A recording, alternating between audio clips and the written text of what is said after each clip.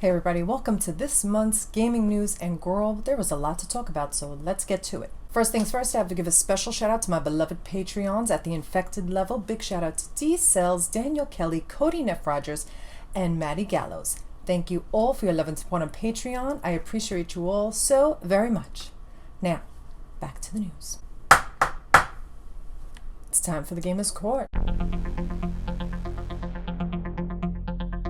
We are going to be talking about the layoffs in the gaming industry. What had happened? It is like an epidemic of layoffs left and right over like so many studios. So many developers are getting laid off. That's all I see all over Twitter. But like en masse, it is happening so much. It is like not just one studio, two studios, or like 10% of, it is like widespread, industry-wide mass exodus of developers getting laid off, let go, out the door. It is not cute. I don't know what is happening in the gaming industry, but it is not sustainable.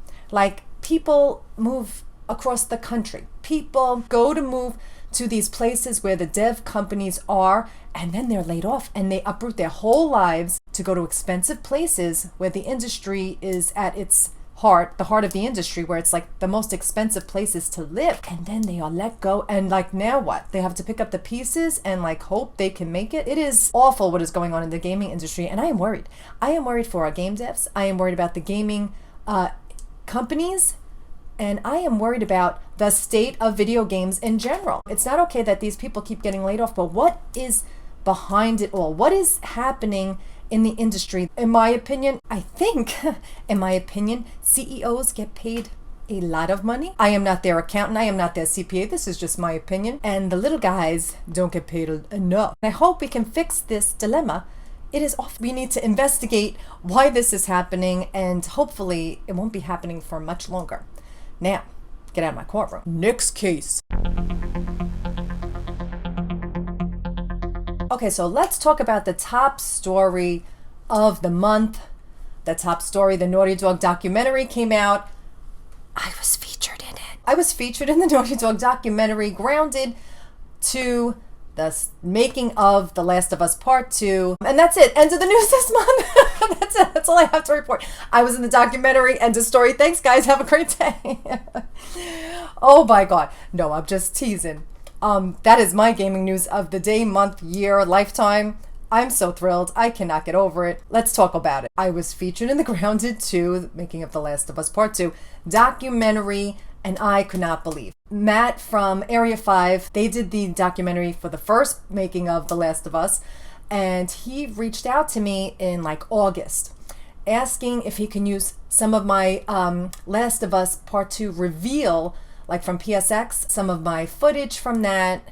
And I said, yeah, I'm very suspicious of anyone reaching out to me. Like, I really don't answer DMs, or I don't even look at DMs. I checked his account. I saw all the people in the industry who followed him. He followed them back. So I said, this guy is legit. I went to the website. Like, I did my investigations to make sure he was who he said he was before I gave any permission for anything, you know. So that's what I thought he was going to use. Now, I'm not in that footage at all. It's just me screaming in the background, like losing my damn mind over the reveal, because I was in the room at PSX when it was revealed that The Last of Us was coming Part 2. So now I'm like, you can use any of my footage for The Last of Us Part 2, but I really never thought it was going to happen. Would they ever use it? Who knows? But my luck, I figured it would never see the light of day. So I literally forgot about it, because in my mind, it was never going to happen. Anytime Naughty Dog releases anything, I am there. I record my reactions to everything. So I did with this. Maybe they'll say something about Part 3. And boy, am I glad I recorded my reactions, because I literally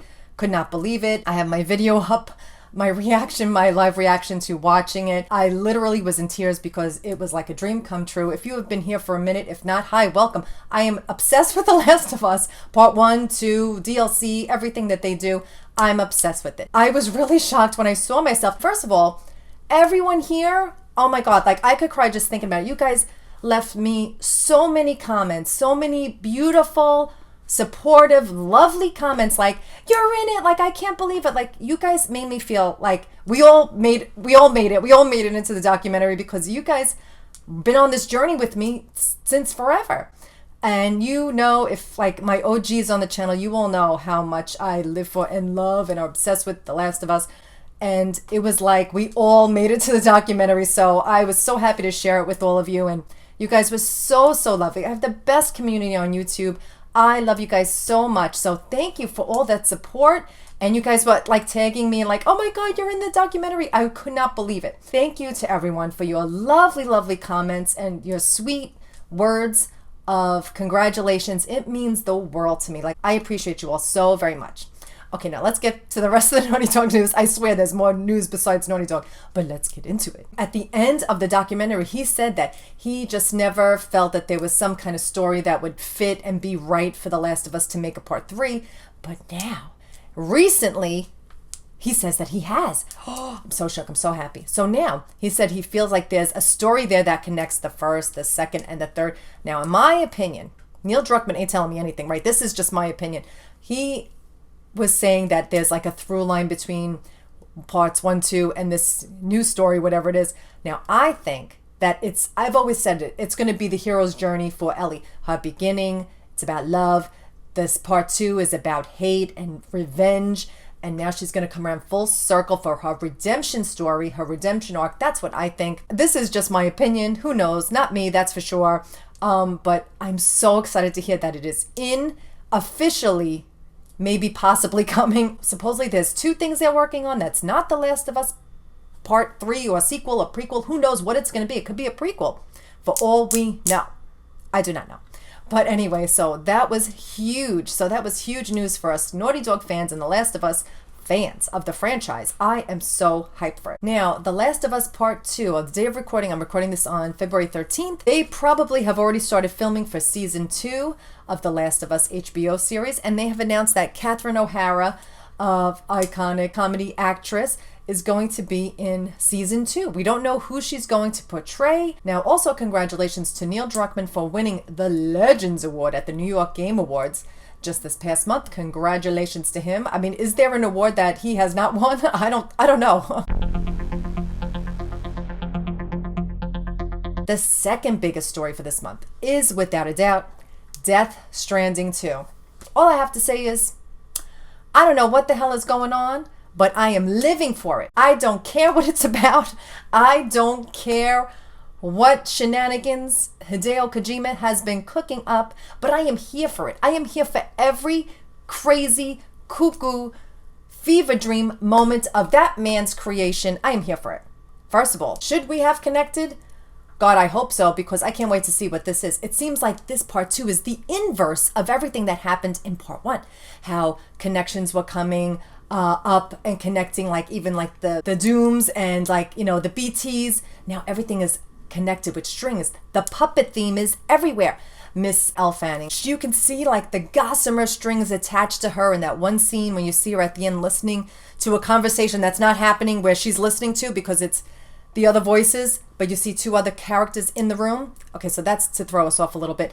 But everything is like strings. And that puppet, Let me tell you something. I am on board for everything with that except that puppet from hell, that demon puppet from hell scares the living bejesus out of me. I don't want him anywhere on my screen. I'm terrified of him. And when he hisses, I almost like, goodbye. I almost closed my laptop and ran out of the room, terrified. That is my fear, my biggest fear besides clowns, puppets, marionettes. Oh, I cannot. Terrified. Irrationally so.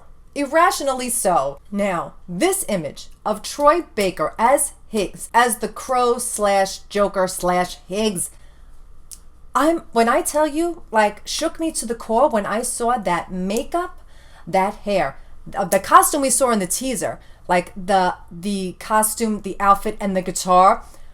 Oh my God. When I tell you this has given me life, that's all I can think about. The image of Troy Baker as this Higgs is living in my brain rent-free all day, every day. That's all I can think about. All I can think about is that makeup, that guitar that plays notes that you can use for combat. And let me tell you something. First of all, shout out to Brutal Legend for the first ones to do that. You know, everything comes back to Brutal Legend, honestly. Are you shocked that I even brought it up? But honestly, Clementine Eddie's guitar from Brutal Legend. So you could take out enemies with that, and just like Higgs can. And just the combat choreography of it all when he's fighting with BB's giggling. I don't know what is going on, but the combat of Higgs fighting with the guitar, oh my God, it's so beautiful. It is so beautiful. The dance of the combat, the dance of the destruction. The dance of destruction is giving me life. I want more of it. I want to see it all the time. Also, George Miller, and I'm sorry, I know the director, he's another director who plays the puppet, but like, honestly, I don't even want to look it up because I don't even want to see that puppet's face anymore. I don't like him at all. It's so creepy. No shade to the real person. This is just the actual puppet. But honestly, it's so brilliant of Kojima to make it like a different frame rate than the rest of the game. Like, who would think of that? Like, so nothing but respect for Kojima, and nothing but respect for, like, even thinking of doing that. Like, who would think of doing that? Nobody but him. That's who. Nobody. Brilliant. So obsessed. So many things going on, but I'm obsessed. Death Stranding 2 On the Beach is the official name, and it's not set in North America. As in the video, they said something about Mexico. So we'll be going, are we going all over the world or just outside of North America? Who knows? But that wooden demon terrifies me. Here is Kojima with the adorable bat cat that we saw in the trailer on the mocap stage. Oh my God. Like bat cat with the octopus tentacle for a tongue. What? I don't know, but I'm living for every moment of it. Also, his documentary, Connecting Worlds, will be coming out, I think, the end of February. So keep an eye out for that. I will be watching that as well, doing my reactions for that as well, because I can't wait to see the process behind what this man, how he comes up with the things he thinks of. I have no idea, but I'm here for it all. Kojima also said he is making a new espionage game, which that was the state of play also revealed. Fizzed, because people wouldn't stop asking him for it. Obviously, they're Metal Gear Solid fans who will like just are obsessed and want more. He said it'll be both like a game and a movie, which like honestly, aren't they all his games that like that honestly? Here he is pictured with Junji Ito. Are they going to be working on something to give us the horror game of our nightmares / dreams? God, I hope so. I can't wait for that. Next, incredible important news. The Xbox Showcase gave us finally a release date for Senua's Saga Hellblade 2. We are back May 21st, 2024. Drag me to hell and back with that woman. I will follow you anywhere, Miss Senua. Let the countdown begin. It was revealed that Until Dawn was getting a remastered, and it's coming out this year. We don't know when. It's just a release date window. I'm so obsessed with Until Dawn. It was groundbreaking when it came out. I'm so obsessed with it. It has a little special place in my heart. That was the very first playthrough I did on my channel, and it was because I was still figuring out what I was doing. It's terrible. My recordings of it and the audio, it's like a mess because I really didn't know what I was doing, but I just wanted to start. So I kind of like just jumped in. It's disastrous, but I did replay it like a year or two later, I think, for Halloween. I tried to save everyone, and I think I did. But let me tell you something. I will be replaying that game immediately as soon as it drops. Whenever it drops, I love that game. That was just so brilliant. One of my all-time iconic games. It's just iconic. You can't even deny. So that comes out this year, sometime 2024. We're not sure.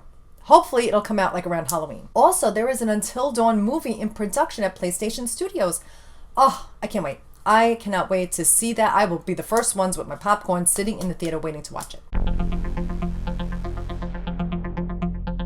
Okay, now Helldivers 2 is like the surprise hit of this month. It has exceeded expectations and has already sold 1 million copies. Congratulations to Helldivers 2. Okay, now Xbox. There's been some talk going on about what's going on with Xbox, if they're going to remain exclusive with certain games. Phil Spencer, Sarah Bond, Matt Booty. I always want to say Matt Butts. I don't know. They are going to have, I mean, maybe by the time this is uploaded, it might have already happened, but the latest sales reports are that PlayStation has sold 55 million units and Xbox has sold 27 million units. I mean, that's nothing to sneeze at. Representation at the Grammys this year, Star Wars Jedi Survivor won a Grammy for the Best Score Soundtrack. For video games and other interactive media, congratulations to Star Wars Jedi Survivor. Now, this is just in. 95% of studios are working on some kind of live service. Now, will this come at the cost of, third-person player games, first-person player games? story-driven narrative games. I don't know, but this is the tea. This is what has been revealed. I don't know how I feel about that. Let me know in the comments how you feel about it. This month we have a new segment called Drag Her. Now, I know my people here on this channel are like the most supportive, kind, lovely people in the gaming community on my channel, and I could not be more proud. It is very rare that I get like a mean comment. I always leave in when people shred me. Honestly, I'm probably the first one to shred myself before anyone else could shred me. There's nothing you could say about me that I haven't said about myself and shredded myself when I'm playing my video games. Obviously, I'm not the best video gamer in the world. Everybody here knows that. You're just here for the silliness, the shenanigans, and the commentary. Not for perfect gameplay. That is for sure. But sometimes we have some new people in there. Like, I never keep comments that are like, have anything like bad, like hateful, like, you know, something that's like derogatory towards anyone. But when it's about me, I get a good chuckle and I get a good laugh. And this is no different. This comment sent me, I fell out. I fell on the floor. I rolled over, cackled. I just thought this was freaking hilarious. And I am here for the dragging because this was like, where is the lie? Honestly. So this comment gets the Drag Her segment for the month. They dragged me through the mud and the dirt and the gravel. They shredded me for filth. Shout out to this comment. You got me, gal. You got me. This comment is gutted, rotted, disturbed. Now it's time for the video game release dates. Here is the release dates of the games coming out within the next month or so. What are you excited to be playing next? I'm very excited for March 21st, I believe. Alone in the Dark comes out, and I'm very excited to play that horror game. It has been pushed back from October to January to March, which I'm not mad at because there's plenty of other things that I'm playing in between. So I'm excited to play that. What's your game that you're looking forward to playing next coming up? Now it's time for the yes, bitch, and the mess. Now, my yes for the month, let's just say it.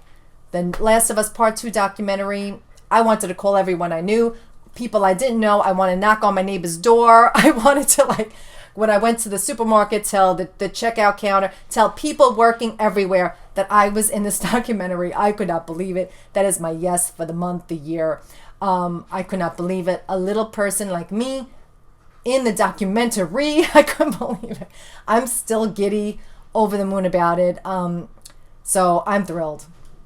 Absolutely thrilled that a little channel, a little person like me was able to see when they were talking about our community, our fans are very sophisticated. We have to get really tricky with them. We have to think of ways to surprise them and to shock them. And then there's me talking about, is this The Last of Us? Is this Ellie's mother? American Dreams was the Easter egg in the end of Uncharted 4 in the epilogue. And that's the first thing I thought of because I already assumed, because I saw the hammer from the Outbreak Day poster. So I made all those points within that one reveal.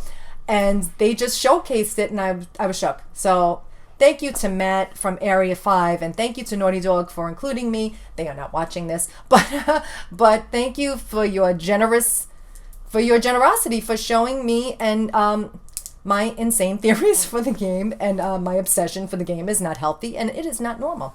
But it will never stop. So thank you so much, and thank you to everyone in your lovely supportive comments. I cannot get over it.